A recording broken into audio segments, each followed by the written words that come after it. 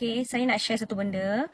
Baru-baru ni ada isu, mereka yang bukan beragama Islam masak, bawa dekat kawasan banjir, and orang yang beragama Islam, diorang tanya halal ke haram, and diorang tak nak ambil makanan daripada orang India and China. Saya nak tanya kat sini, waktu darurat macam ni, korang nak still nak tanya pasal halal and haram ke? And orang yang tinggal kat Malaysia, of course diorang tahu pasal halal and haram. Okay? Tahu tak betapa susahnya volunteer yang hantar kat korang makanan tu, tak makan, tak minum, cari dana, penat masak, naik bot, pass one by one, semata-mata tak nak korang mati kelaparan, tahu tak? And yang tanya pasal halal and haram ni, korang tengok kan kat Maidin tu, diorang pecahkan Maidin. Tahu kenapa? Sebab darurat. Lapar. Korang boleh lagi tanya pasal halal and haram. And I nak tanya yang pecahkan Maidin tu halal ke? And then, kalau you all tengok, Malaysia ni, ramai yang tak kahwin, bebas, pegang tangan lelaki dengan perempuan. Itu halal ke? Korang tengok, korang tak tegur pun. Haram lah, korang tak kahwin lagi. Mana boleh korang sentuh-sentuh tangan macam ni? Tak ada kan? Betul ke tak? So, masih lagi banyak benda yang halal and haram yang korang boleh tengok Tapi time darurat macam ni, tolong please lah, respect dekat orang-orang yang hantar korang makanan tu. Salah satu yang volunteer yang hantar makanan tu kawan saya, dia heart patient Dia tak makan betul-betul pun. Dia hantar korang makan dan sampai tak makan. Risau tau tak keluarga dia. Dia tak makan ubat. Korang boleh tak appreciate orang yang hantar korang makanan. Jangan hina dia orang. Please. Pas pegang tangan lelaki dengan perempuan. Itu halal ke? Korang tengok, korang tak tegur pun. Haram lah. Korang tak kahwin lagi. Mana boleh korang sentuh-sentuh tangan macam ni? Tak ada kan? Betul ke tak? Jadi, nyawa ni antara kedudukan yang penting untuk dijaga oleh seorang Muslim.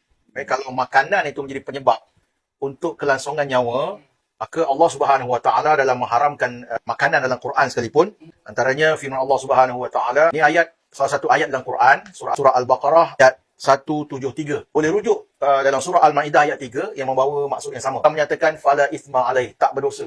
Okey, berdasarkan ayat Quran ni, maka Allah para ulama membuat kaedah yang semua orang pun tahu, saya rasa orang tak mengajar agama pun tahu, ad-darurah tubihul mahzurah. Keadaan yang terdesak membolehkan perkara yang dilarang. Kalau sebelumnya Allah larang makan bangkai dalam keadaan darurat, terpaksa makanlah kalau untuk jaga nyawa. Ya. Innallaha ghafurur rahim. Dan Allah sebut di hujung ayat, sesungguhnya Allah itu Tuhan yang Maha Pengampun lagi Maha Penyayang. Maha Pengampun lagi Maha Penyayang, pengasih. Jadi apa yang disebutkan oleh puan, saya tak tahu dia doktor ke apa tadi, yang cakap tadi dalam video itu. Dia sukarelawan Ustaz. Mungkin sukarelawan. Saya rasa betul lah. Cuba bayangkan, kalau makanan yang kita confirm, ni memang bangkai, memang tak sembelih. Ayam ni tak sembelih, daging tak sembelih. Pun Allah kata, fala ithma alaih. Dalam keadaan terdesak. Ini kan pula, makanan tu datang, kita tak tahu. Dia beli kat mana, dia masak macam mana, kita tak tahu. Tak tahu orang Islam yang sembelih ayam ni. Kita pun tak tahu. Dalam keadaan orang yang menerima makanan, dia tak tahu pun ayam ni sembelih atau tak. Tentu dia punya peratus untuk halal tu ada. Berbanding yang memang confirm. Confirm bangkai sekalipun, Allah Ta'ala izinkan makan. Dalam keadaan terdesak. Ini kan pula yang tak pasti. Jadi, macam puan tadi sebut, korang tahu tak orang Malaysia ni, termasuk dalam muka Islam, dia pun tahu hukum halal haram. Jadi, mungkin kita anggarkan, dia beli di tempat halal. Dan saya rasa, satu isu yang jelas lah. Tak perlu ada keraguan tentang itu, terutamanya bila kita keadaan terdesak. Dan juga ada kaedah yang berkait dengan tadi, ad-darurah tubihul mahzurah, dia berkait dengan ad-darurah tuqaddar biqadariha. Ya? Keadaan darurat itu diukur dengan kadarnya. Jadi kalau setakat yang dibawa tu nasi satu bekas, takkan nak kata nasi tu tak halal.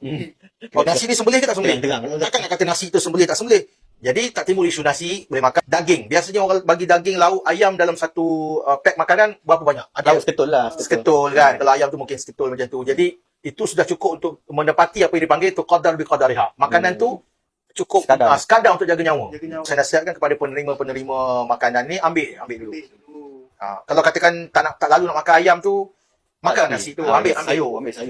Sayur sebab ini satu, kita kata, bad impression lah kepada orang bukan Islam dari segi dakwah. Ya, betul. Mereka akan rasa Islam ni terlalu sempit, sehingga mereka kata mungkin menyusahkan. Mungkin mereka akan benci pula.